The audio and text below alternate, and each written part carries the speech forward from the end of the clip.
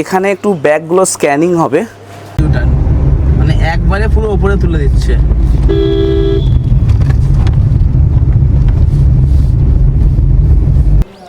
এখন ঢুকবো ভুটান গেটে। আর এই হচ্ছে ভুটান গেট। প্রথম কথা হচ্ছে আমাদের ওখানে 4 জনারই প্রথমেই উঠেই একটা,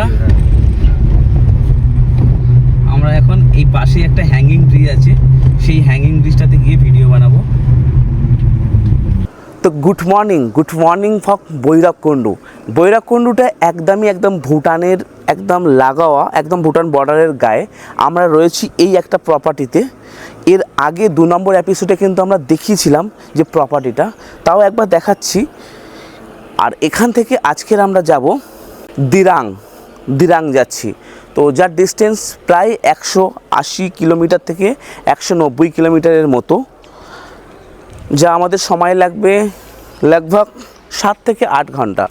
কিন্তু তার আগে আমাদের চিন্তাভাবনা রয়েছে যে আমরা প্রথমে এখান থেকে যাব, গিয়ে এখানে যে ভুটান বর্ডার আছে আশপাশগুলো একটু ঘুরবো, ঘোরার পরে তারপরেই আমরা যাব।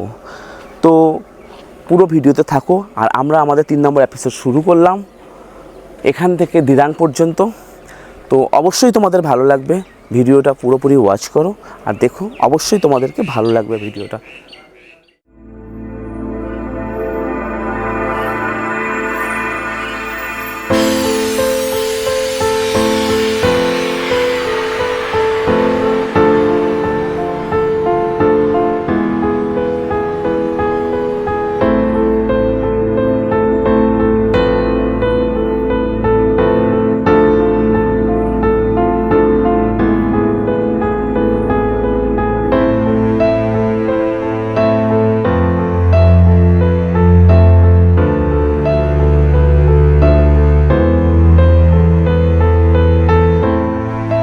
তাহলে বন্ধুরা, এখন হোটেল থেকে বেরিয়ে পড়ে আমরা কিন্তু যাচ্ছি ভুটান বর্ডার। সামনেই ভুটান বর্ডার, জাস্ট এখান থেকে 500 মিটার দূরে। তারপরে যদি আমাদের ভুটানে ঢুকতে দেয় তাহলে খুবই ভালো, তাহলে একটু হালকা ঘোরাঘুরি করে নিয়ে ওখান থেকে আমরা চলে যাব দিরাং, যার ডিস্টেন্স প্রায় 200 কিলোমিটারের কাছাকাছি, মানে ওই 180 হবে এরকমই একটা। তো এখন ভুটান বর্ডারের দিকে যাওয়া যাক। এই হচ্ছে ভুটান বর্ডারের গেট এটা। Thank you for visiting India. এ হচ্ছে ভুটান বর্ডার, এটা ইন্ডিয়ার প্রথম গেট, তারপরে পড়বে মনে হচ্ছে ভুটানের গেট, তাই তো? তো আমরা এখন দাঁড়িয়ে আছি ভুটান ইন্ডিয়ার গেটে, দেখতেই পাচ্ছ এখানে ভুটান ইন্ডিয়ার গেটে। আর প্রথম কথা হচ্ছে গাড়ি নিয়ে ঢুকতে গেলে এখানে হচ্ছে এন্ট্রি করতে হবে, যেটা হচ্ছে গাড়ির আরসি আর ড্রাইভিং লাইসেন্স দুটো এখানে এন্ট্রি করতে হবে। আর যারা ঢুকবে প্রত্যেকের ভোটার কার্ড এন্ট্রি করে এখান থেকে ভিতরে যেতে পারো। ভিতরে যাওয়ার পরে ওখানে ভুটান গেট পড়বে, ভুটান গেটে ওখানে এন্ট্রি করতে হবে। এন্ট্রি করার পরে ওখানেও সেম প্রসেস, ওখানে এন্ট্রি করতে হবে। এন্ট্রি করার পরে ভুটান গেটে কিন্তু 1 কিলোমিটার পর্যন্ত যেতে দেবে। 1 কিলোমিটার পর্যন্ত তুমি ঘুরে ঘাড়ে আবার তোমাকে বেরিয়ে চলে আসতে হবে, নিয়ম কিন্তু এটাই আছে। তারপরে ওখানে গেলে আরও কিছু জানতে পারবো, সেটা আপনাদেরকে অবশ্যই জানাবো। এখানে একটু ব্যাগগুলো স্ক্যানিং হবে, এই হচ্ছে স্ক্যানিং মেশিনের মধ্যে ঢুকিয়ে দিলাম ব্যাগ। দাও, ঠেলে দাও একটু ভিতর দিকে, দাও এই ব্যাগটা দাও।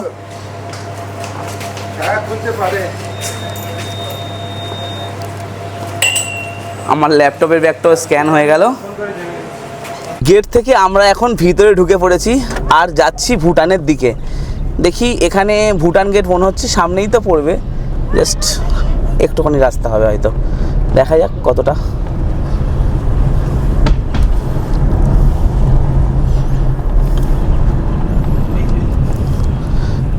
এই আমরা এসে গেছি ভুটান গেটের কাছে।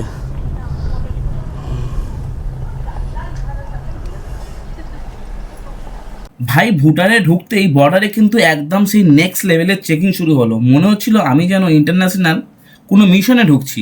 ক্যামেরা বের করতেই সোজা বলে দিল নো ভিডিও। মানে ভাই, এখানে রুলস মানতেই হবে, না হলে ঢোকা মুশকিল। আমরা অনেক বুঝিয়ে সুঝিয়ে একটু নাটক করলাম, তারপরে ঢুকে পড়লাম, কিন্তু ভিডিও করার কোনো চান্স নেই। ভিতরে ঢোকার পরে গাড়ি চেকিং করলো, মনে হচ্ছিল যেন সিআইএ তদন্ত চলছে। তবুও আমরা হাল ছাড়িনি। ওখান থেকে ভিতরে ঢুকে প্রায় 700 মিটার এগিয়ে গিয়ে হঠাৎ একটি দেখলাম হ্যাঙ্গিং ব্রিজ ঝুলে পড়েছে। তারপরে কি করব, একটা লোহার ব্রিজ ছিল, সেই লোহার ব্রিজটা পার করলাম। পার করে ভাই সত্যি বলতে ভিতরে ঢুকে ফটো তোলার আর মন নেই, কিন্তু আমি কি করব, ভয় পেয়ে গেছি। এটা আমার একটা বড় ভুল হয়েছে যে এত সুন্দর জায়গা ঠিকঠাকভাবে ক্যাপচার করতে পারিনি, কারণ আমার মনে মনে একটা ভয় লেগে গেছে। কিন্তু একটা জিনিস বুঝলাম, ভুটান তাদের রুলস নিয়ে কিন্তু খুবই সিরিয়াস। আর সেই জায়গায় এত ক্লিন আর এত ডিসিপ্লিন, যারা এখানে আসতে চাও একটা কথা মাথায় রেখো, এখানে রুলস ভাঙার কোনো অপশান নেই, কিন্তু এক্সপেরিয়েন্সটা কিন্তু একদম নেক্সট লেভেলের ছিল ভাই। তাই বলছি, যারা আসছো একটু ভাবনা চিন্তা করে যেখানে সেখানে যা কিছু করো না, একটু রুলসটা মেনটেন করো ভাই।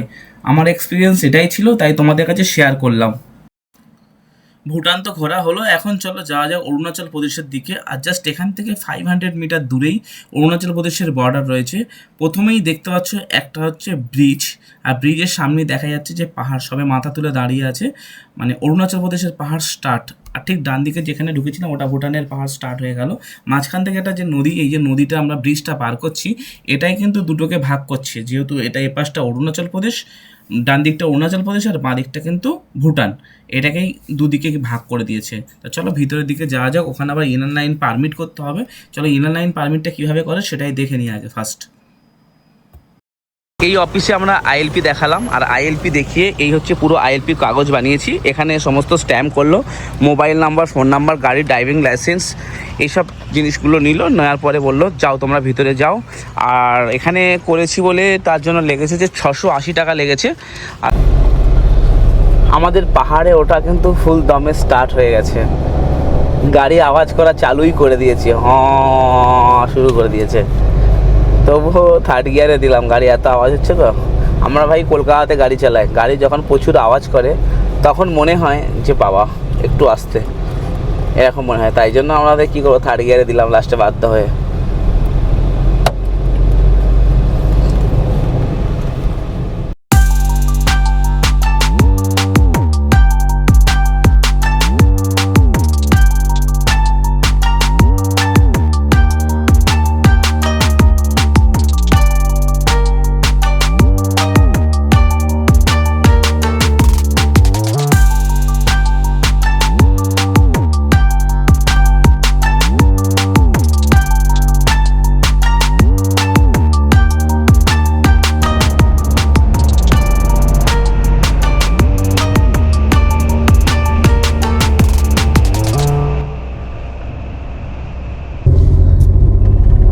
মেঘালয়ে শুনেছি যে মেঘের রাজত্ব, কিন্তু ভাই অরুণাচল প্রদেশও কিছু কম না, এখানেও মেঘ রাজ করছে।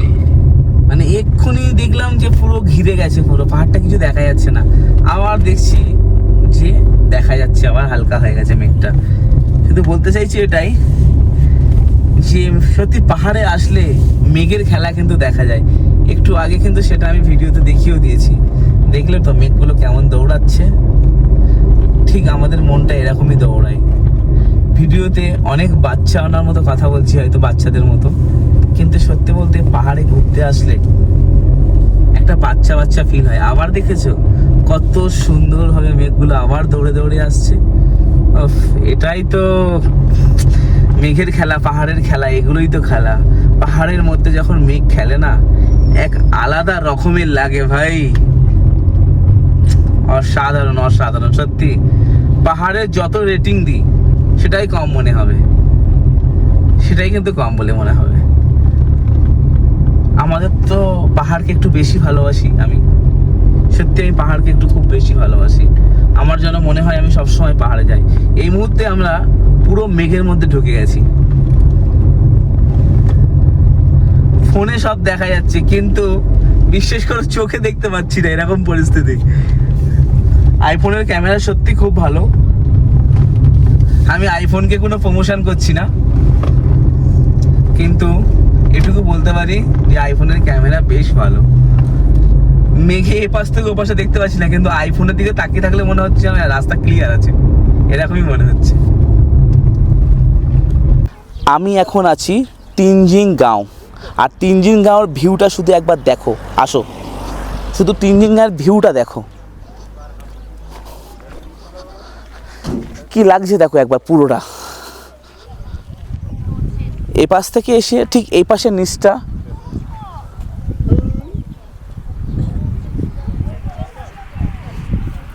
চোখ ধাঁধানো একটা ভিউ, পুরো চোখ ধাঁধানো ভিউ, সত্যি মানে এতটাই সুন্দর লাগছে যে কি বলবো, মানে বলার মতো কিছু নেই। বাহ, চলো আরও ওপরের দিকে যাওয়া যাক, আরও ভালো ভালো নিশ্চয়ই জায়গা পাবো মানে পেতেই তো হবে, সেই জায়গাগুলোতে তো যাচ্ছি, তো আরও ওপরের দিকে যাই চলো।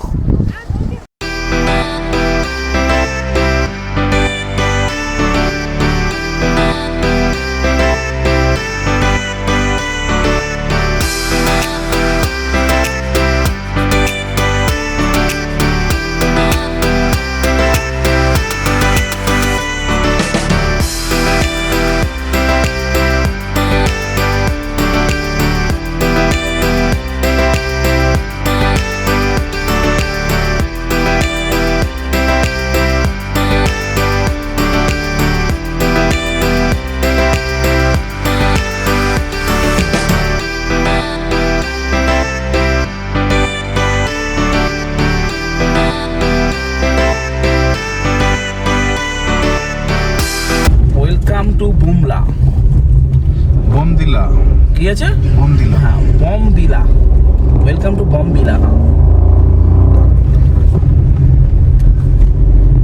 5 মিনিটের মধ্যে ড্রাইভ করে আমার মনে হচ্ছে যে আমি 2000 ফুট ওপরে উঠে গেলাম, মানে আরো বেশি হবে হয়তো, আমি কম করেই বলছি।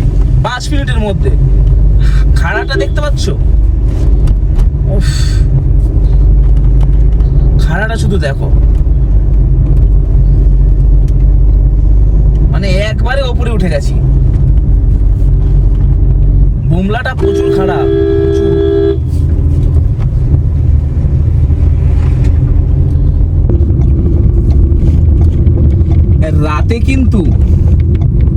রাতে পাহাড়ে গাড়ি চালানো কিন্তু খুবই টাফ, যেটা আমার মনে হচ্ছে।